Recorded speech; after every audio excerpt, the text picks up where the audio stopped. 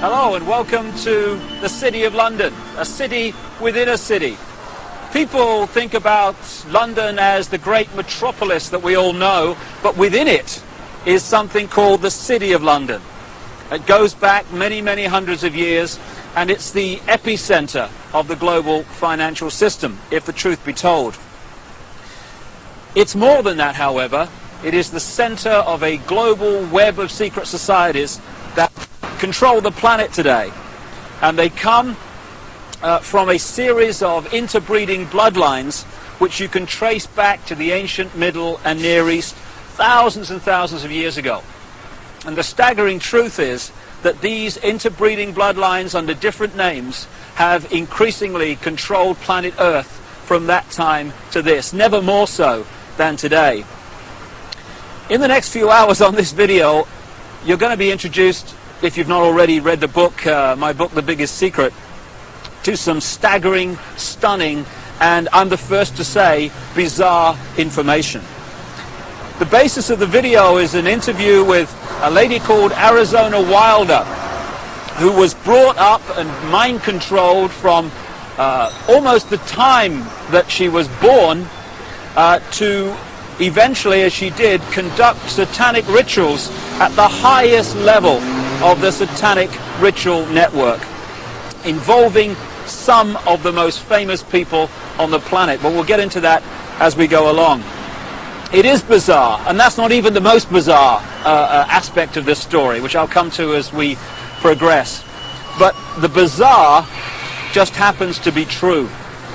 And this video is designed to be a companion to my book, The Biggest Secret, and you'd get more out of the interview with Arizona if you've read that book. But what I'm going to do to start with is just set up a few basic background details that can allow you, if you've not read the book, to follow the story and the revelations that Arizona is going to unfold for us. As I say, this is not just a City of London financial district. It is the center of a global web. It is the spider in the center of the web, as I expose in great detail in The Biggest Secret and a previous book, And the Truth Will Set You Free. And what the basis of that shows is that all these apparently different companies, banks, insurance companies, political parties, actually at the top of their pyramids interlock and are controlled by the same few people. About 13 families run the world, and offshoots of these bloodlines under different names. Just give you an example and a little guided tour of where we actually are, because that's a good example of what I'm talking about. Behind me is the Bank of England. This was created in a charter signed by William of Orange, who became William III, the King of England, in 1688, 1689, and he was one of these bloodlines. And from the moment that he took the throne, then the whole thing started to really epicenter in London. This is when the spider at the center of the web really moved in here. So we've got the Bank of England behind me, which was created thanks to William of Orange and the people that controlled him, because these guys are just puppets, of course. Over there we've got the NatWest building. It's one of the big clearing banks in England. If you just come around this statue, which I'll come to in a second, behind me there is the Mansion House. That's the center of government in the City of London, this city within a city. And at the top you'll see the red cross on the white background, the flag. It's the flag of England, and that symbol goes back right into the ancient world. It was the ancient sun symbol of the Phoenicians back in the ancient Middle and Near East, and the Phoenicians had a number of deities. One of them was called Barati, the female. One was called Barat, the male.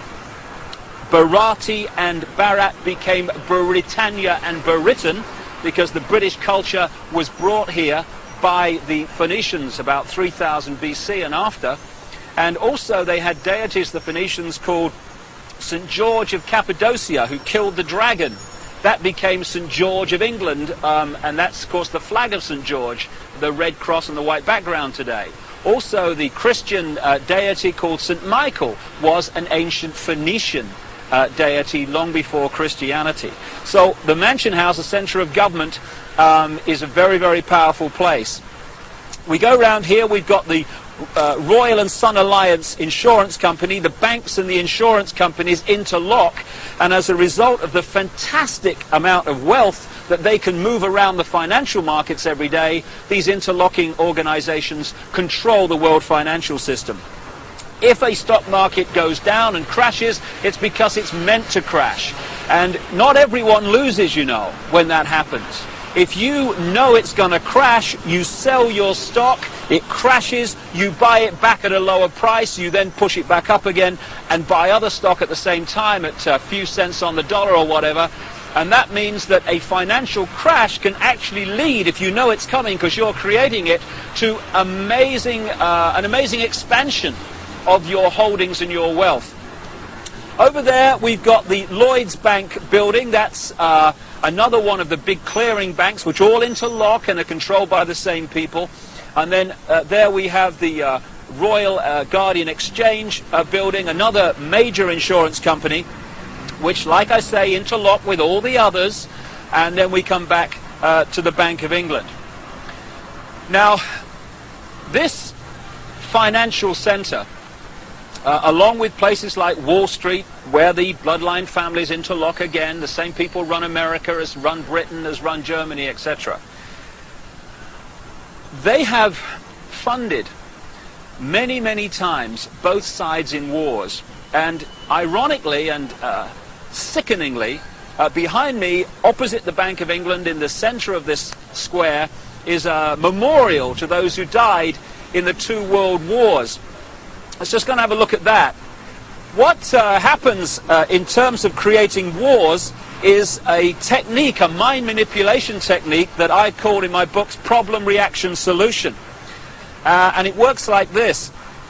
If you want to introduce something, say centralization of power through the United Nations, centralization of power militarily with NATO, the North Atlantic Treaty Organization, the biggest military organization in the world that's expanding all the time. If you want to centralize power into fewer and fewer hands, if you did that openly and said this is what we want to do, there'd be a reaction against that. People would say, hey, this is a fascist state you want to create. We're not having this.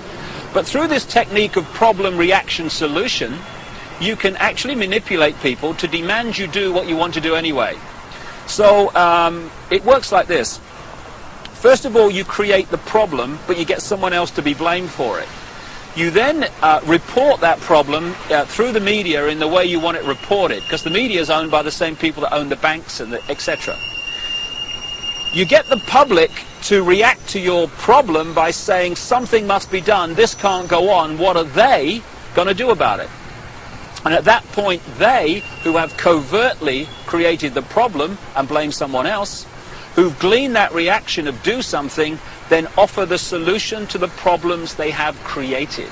So if you take the world wars, after the First World War, in which the financial centers of London and Wall Street, etc., funded all sides, power on this planet was in fewer hands than ever before. After the Second World War, it was even fewer hands on the wheels of power. And as a result of the Second World War, we had the creation of the United Nations, we had the creation of NATO, and we had this great centralization of global power. Problem, reaction, solution. This is a wonderful example. Here you've got this memorial in the center of this edifice of global power, and it says to the immortal